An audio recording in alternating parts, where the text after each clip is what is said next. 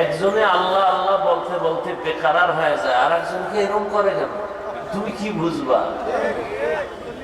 আশেকারা মিল্লত মাযহাব জুদাস, আশেকারা মিল্লত মাযহাব খুদাস, ইশকে আশর লস্তে কোচু বরফরুক, হর চেজুজ মাশুক বাকি জুমলা সুক।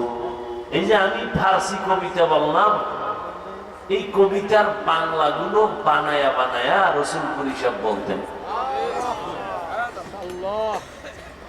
যে ইশকের আগুন কলবে লাগায় আর সব কিছু জ্বালায় না।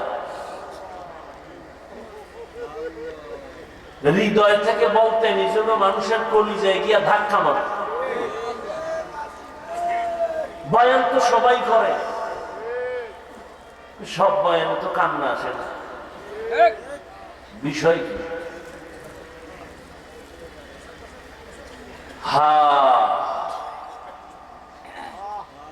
আল্লাহ সবাইকে কবুল করে। তো আমি আপনাদের দোয়া নিতে আসছি। আমি বড় গুনাহগার, কিন্তু ময়দানে বহু আল্লাহর বান্দা। আমি চেয়ারে বসছি, কি হয়েছে? এটা বড় কিছু না। মাটির মধ্যে যারা বসছে, এখানে বহু মাকবুল গোলাম বসে আছে।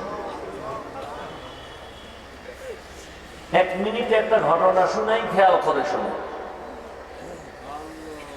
চট্টগ্রামের একটি জেলার নাম, থানার নাম পটিয়া। আল্লাহর দয়া মেহেরবানিতে পটিয়া বিশাল বড় নামি দামি মাদ্রাসা। ওখানে আমি বার্ষিক মাহফিলে যাই। ওই জামিয়ার বাণী যিনি প্রতিষ্ঠাতা, মুফতি আজিজুল হক রহমতুল্লাহ, জগৎ বিখ্যাত একজন ওলিয়ে কামেল ছিলেন। কেমন ওলিয়ে কামেল? স্টেজে বয়ানের শুরুতে নাহমাদুহু বলা মাত্র মাঠের হাল ভিন্ন হয়ে যায়। তিনি এক কোন প্রোগ্রাম মাহফিলে সভাপতি বসে আছেন, পাশে একজন বক্তা বয়ান করতেছেন।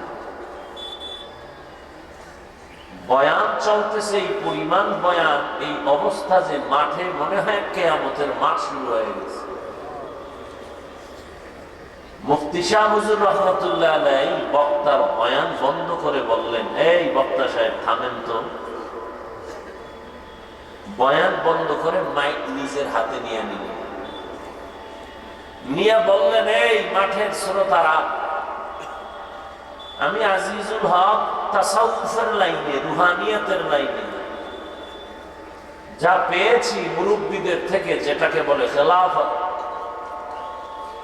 আমি এই বক্তাকে সে খেলাফত দিলাম। একথা বলে তিনি বসলেন। এবার বললেন, বক্তা সাহেব, এবার আপনি ফের বয়ান শুরু করেন। বক্তা বয়ান শুরু করছে ঠিক, কিন্তু আগের মতো রং আসে না, ঘাম ছুটে গেছে। দীর্ঘ টাইম পরে আবার মুফতি সাহেব হুজুর মাইক নিলেন, নিয়ে বললেন, আমি যে খেলাফত দিছি না, তা নিয়ে নিলাম। তিনি বলতেছেন, আপনারা প্রশ্ন করবেন খেলাফত দিলাম কেন, দিলে আবার নিলাম কেন?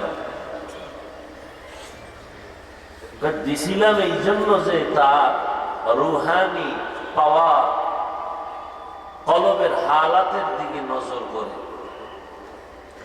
পরে আমি ভাবলাম, যেই বয়ানের মধ্যে রুহানিয়াত, এটা তার নিজস্ব পাওয়ার না। ময়দানে কোন আল্লাহর আশেক বসে আছে, তার কলবের ফোকাস লাগছে তার কলব।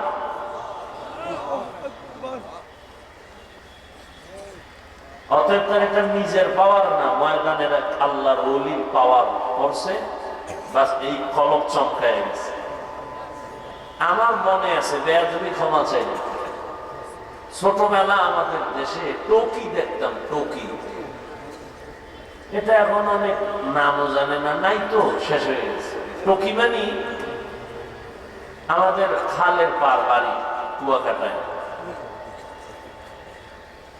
100 হাত দূরে একটা স্টানের মধ্যে সাদা কাপড় লাগাইতো, আর এখানে একটা মেশিন বসে, মেশিন বসাই এখান থেকে লাইট মারতো ওই সাদা কাপড়ের উপরে, আর ওই কাপড়ের মধ্যে ছবি দেখাইতো দেশ কেমনে স্বাধীন হয়েছে। সবাই তাকায় আছে কাপড়ের দিকে, বুঝতো না ওখানে মানুষ কথা বলতেছে, লাফাইতেছে, স্লোগান দিতেছে স্বাধীন বইলা। বাতি যখন নিবেছে গিয়া দেখলাম ওখানে কি একটা শুধু কাপড়, সাদা কাপড়। তাহলে এর মানুষ নিজে লাফাইল, এরা করবে, এখানে কিছু নেই, সব কারবার এখান থেকে ফোকাস ওখানে গেছে, এখান থেকে ফোকাস ওই কাপড়ে লেগেছে।